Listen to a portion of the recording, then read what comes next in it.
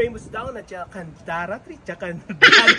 Basta tiko-correct na lang natin mamaya. Heto na ang aming ikalawang araw dito sa Abha City. Maaga kaming gumising para makita namin at mapuntahan ang lugar ng Art Street.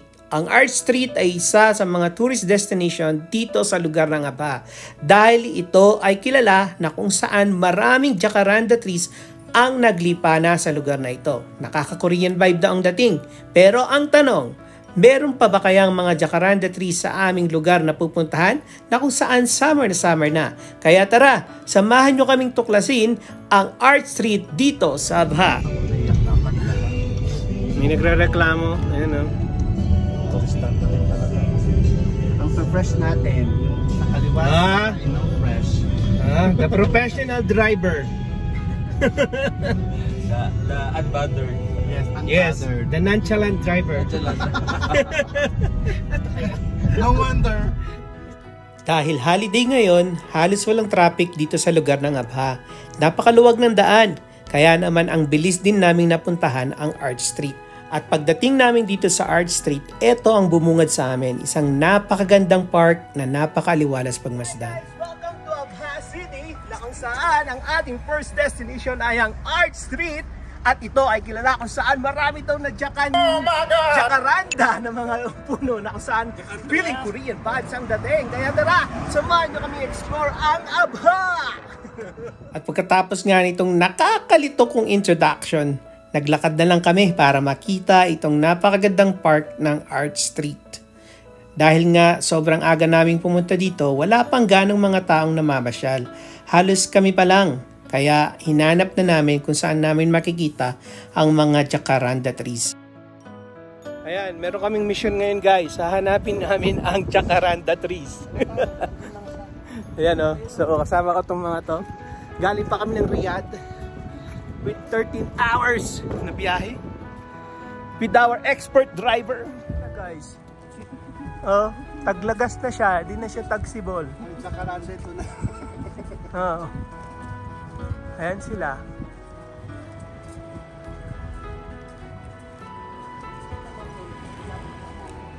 At yun na nga, halos wala na nga kami makitang sumisibol na mga jacaranda trees.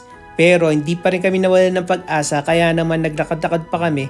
Baka sakali makahanap kami ng isang magandang lugar kung saan marami pang mga tumutubong mga jacaranda trees. Sayang naman yung pagpunta namin dito dahil yun talaga ang pakay namin, ang makakita ng mga jacaranda trees. Sabi nga nila, kapag may tiyaga, may nilaga, kaya nakahanap pa rin kami ng mga iilang bulaklak ng jacaranda trees. At itong nagsosolong puno dito na kung saan napakaraming bulaklak pa rin ng jacaranda trees.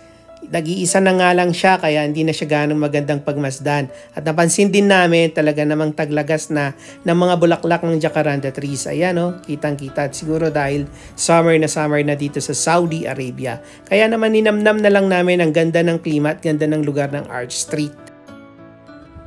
Hirap naman ito. No! God, please, no! No! No! Mission failed. Kaya naman pala niya eh. Ayan guys, nahanap na namin ang mga jacaranda trees na kung saan ito isa sa mga sikat na tourist attraction dito sa may Art Street.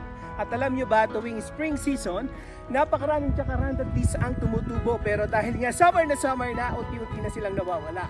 Kaya habang meron pa, pasyal na dito sa The Art Street ng Abha. At bukod sa mga jacaranda trees, meron ding mga coffee shop at iba't ibang kainan dito sa lugar ng Art Street.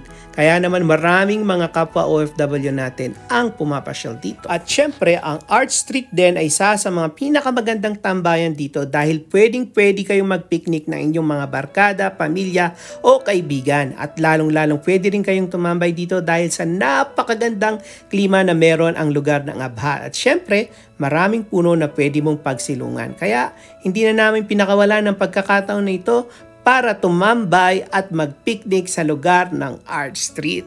At yan muna nagtatapos ang ating unang vlog sa unang destinasyon natin dito sa lugar ng Abha, ang Art Street. Kaya please, continue to support my social media channel. Please don't forget to like, support, in all my social media account. Just search Makoy Greco. Thank you guys!